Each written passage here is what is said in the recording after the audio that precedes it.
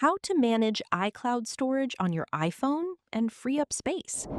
If you're getting iCloud storage full notifications, here's how to check what's using your storage and manage it effectively.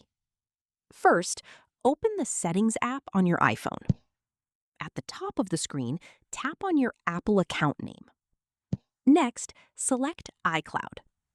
Here you'll see a storage bar showing how much iCloud space you're using and what's taking up the most storage. To view more details, tap Manage Storage or Storage.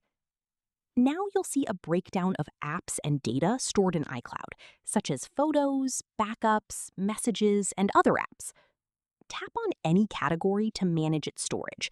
For example, you can delete old backups, remove unnecessary files, or disable apps that you don't want syncing with iCloud.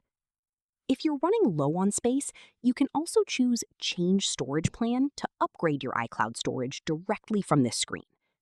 Regularly reviewing your iCloud storage helps keep backups running smoothly and ensures you always have space for important files and photos. And that's how to manage iCloud storage on iPhone and free up iCloud space. If this tutorial helped, be sure to subscribe for more iPhone tips, iCloud guides, and iOS tutorials.